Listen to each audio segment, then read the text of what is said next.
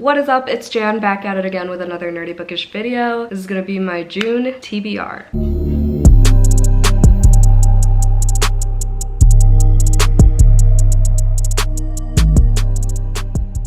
So, definitely going past my 10 book limit for my TBR. I have 2 hopefuls and then 3 carryovers from like 2 months ago. That was for a themed reading vlog that I haven't yet begun. We'll start with those 3 just to get them out of the way. I'm gonna be doing a vlog where I read books that my friends have said are my vibes. I have no idea what I'm naming it yet. I've just been writing it down as the Your Vibes vlog. I'm still working out the kinks, okay? I'm reading the book 2 Beloved, Zodiac Academy, first book. It's getting to the point where so many people are reading this that I don't even want to read it anymore until the hype is over, and I think that's partly why I've been pushing this vlog off. But it's such like a 8-book series or whatever, and then there's like prequels and shit, and it's like the hype is not gonna die down anytime soon. So yes, several of my friends have said this is my vibe type of book. We're not gonna go into it. And then we have the Atlas 6, which I bought several months ago, and again, a lot of my friends have said that this is my vibe, and I agree with them because the cover alone is my vibe. Same with this Zodiac shit, my vibe. I like identify as a Cancer. So I mean, I am a Cancer, but like I have a strong like connection with being a Cancer. Like it's part of my personality is what I'm trying to say. Anyway, and then this one, my friends Christina and Hannah have said that this is my vibe, Kingdom of the Wicked. Again, from the cover alone, snakes and skulls, purple and the spooky and the wicked, and yep, sure you've heard of this book. I've read Carrie Maniscalco's Stalking Jack the Ripper, and I've been meaning to read all of her books, but I keep putting it off, and I really want to get to this one because I own the sequel, and I've talked about these 3 books too many times. Moving on. Alright, so to actually start, I always start my TBRs off by talking about my book club pick for the month, and this month is going to be The Bennett Women, and my guest host for this month is Chanel from Chanel Time, and I'm so stoked. The live show is going to be June 14th. For now, it's going to be at 6:30 Central.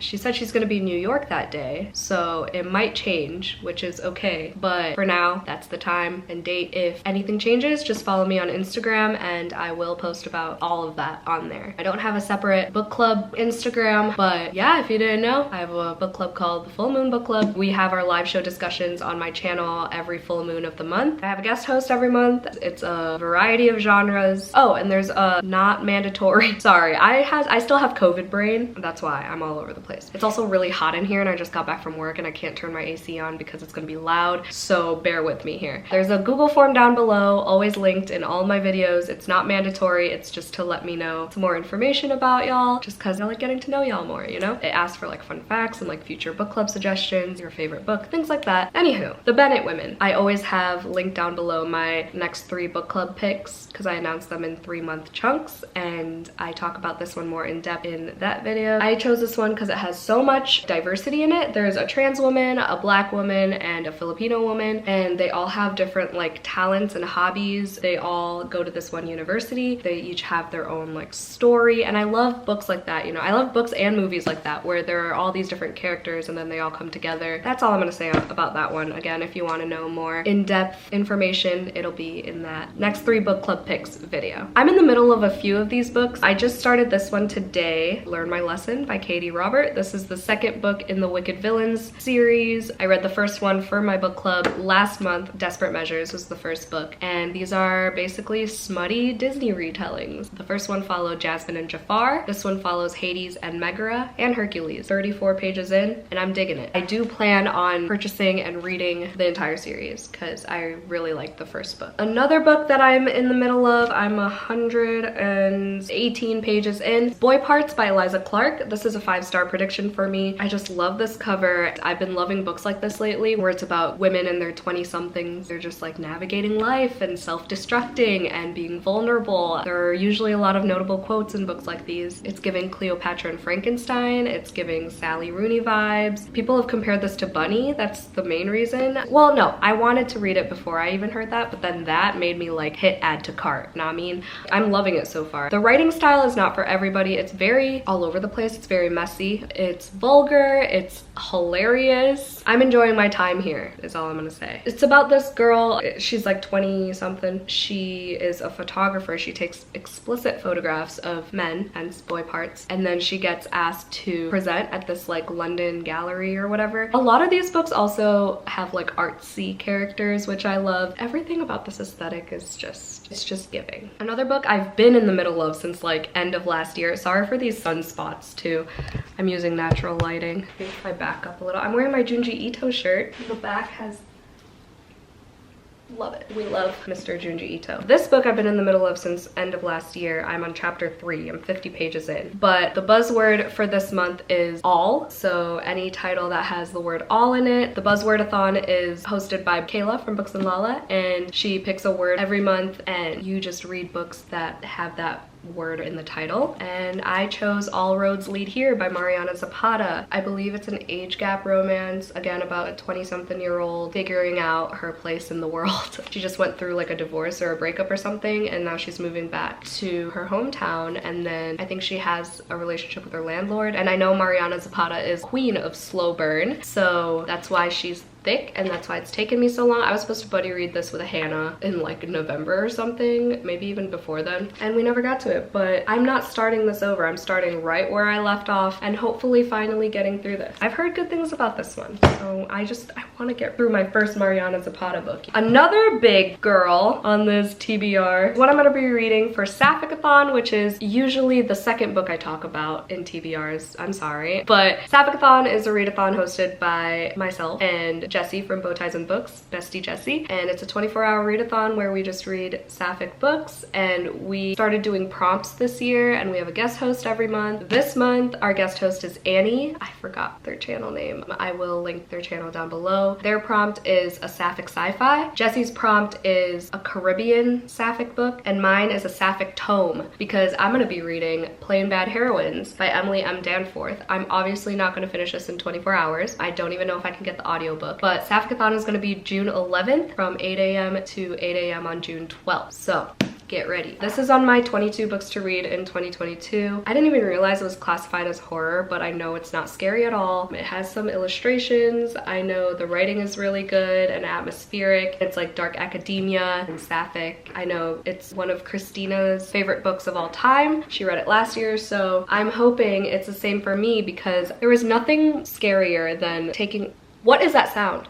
Than taking on a big, thick book and then not having that 5-star feel. So I'm really hoping it gives me those feels like right off the bat, because today is not the day and I'm not the one for this to waste my time. I also try to read at least one nonfiction book a month, and I've been actually keeping up with that. It is now June, so I've been pretty good with that goal. I am planning on reading 2 nonfiction books this month. I'm gonna read My Body, which is a memoir. I'm not even gonna try to pronounce this author's last name, but it's The Model. You might have heard of it. It's a book of the month pick. It's really short, and I decided to squeeze this into my June TBR because, one, I've been wanting to read it. This is also a 5-star prediction because I know Sarah from Sarah's Shelves loved this so much, and she said there are a lot of notable quotes, and also I might cry. But I also wanted to add this in because Book of the Month has this like reading challenge where you have to read like 12 Book of the Month books from that year, and then like 6 debuts or something, and then 1 that's over 400 pages. And this is a debut author, so that is why. It's also 230 pages or something, so it should go by pretty quickly. And then I have another memoir here that I'm planning on reading for Queer Blackathon, which is also hosted by Jessie. I want to finally read Here For It by R. Eric Thomas. I've had this book from the library for weeks and weeks and weeks, so I want to finally get to it. And this is a memoir by a queer black man, and it says Here For It, or How to Save Your Soul in America. And I've heard really good things. I've heard this is super funny. I did attend like a virtual live author event where R. Eric Thomas mediates for this discussion with Jenny Lawson for her new book, Broken in the Best Possible Way. And I really liked his personality, his vibes, and his humor, so I'm sure it'll be reflected in this memoir as well, and I'm really excited for this. And Jessie and I are going to be buddy reading this. We've been trying to plan that a couple months now, so there's that. And then I have Her Body and Other Parties by Carmen Maria Machado. A subscriber named Ashlyn sent this to me about a year ago now. This is a story collection collection. I'm part of the reader advisory group for work. I work at a library, and our theme for this month is like short stories. So I wanted to get a story collection in for this month, so I have something to talk about for that discussion. And I've been wanting to read this forever. It's been on my TBR forever. I have read The Husband Stitch, and that is the first story in this collection, so I know I'm gonna love this. Next, More Than You'll Ever Know by Katie Gutierrez. I've talked about this several times in like hauls and vlogs and stuff, but this is like a dual timeline thriller. It comes out this month. I think it comes out either the 7th or the 14th, I don't remember, but it's about two women, their marriages and how messed up it is, and there's a true crime writer and they're just living their best twisty lives. One of their husbands murders the other's husband. This is also a very thick thriller. I have low expectations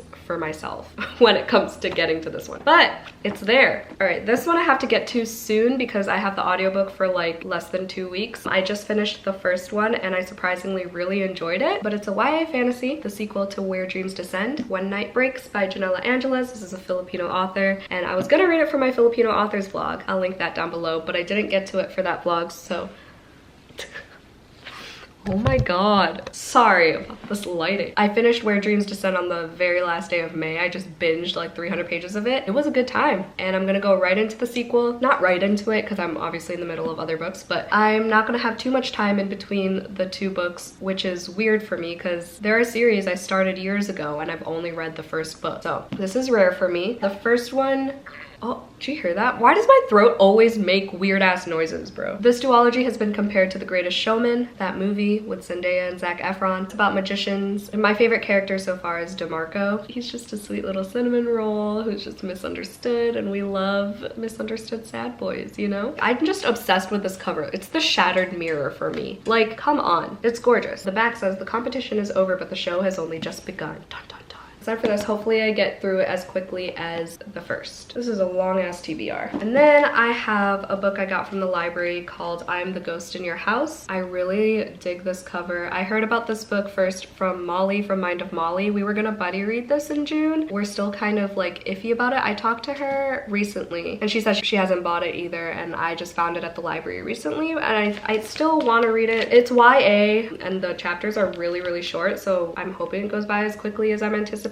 But it's about this invisible girl, the ghost in your house, lives with her mom. She's just a lonely, sad girl who's just trying to live her best life, you know? Oh, I forgot it was Sapphic. She fell in love with a girl she plans to find once again in Pittsburgh. This time she will reveal herself. Only how can anyone love an invisible girl? A magnificent story of love and friendship and learning to see yourself in a world based on appearances. Brilliant reflection on how much more there is to our world than meets the eye. I'm assuming it's like a coming of age story as well, and it probably has a lot of commentary on beauty standards and appearances. Like I said, I hope it goes by fast because she's kind of thick too. And then I have my two hopefuls. I have another library book that was recommended to me by Jessie. I got it for AAPI month, but I wasn't sure if I was actually gonna get to it. Ew, I just saw the word urethra.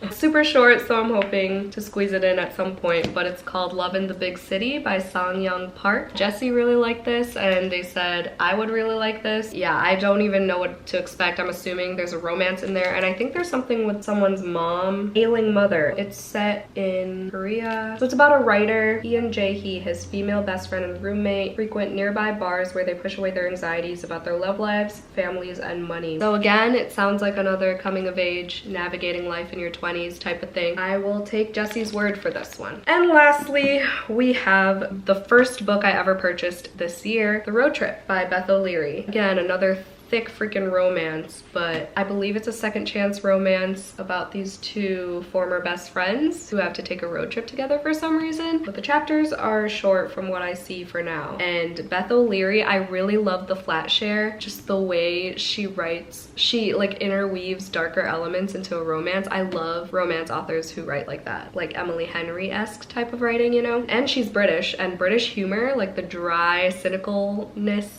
of British humor is my favorite, so I'm hoping that this gives me all of that. It's a nice floppy paperback. Ew, I just saw my ex's name. I hate it here. There's also a character named Addie in it, so like Addie LaRue, automatically a plus. And I love a good second chance romance, and there's dual timelines in this as well, so this is a 5-star prediction. So I'm really just hoping for the best here.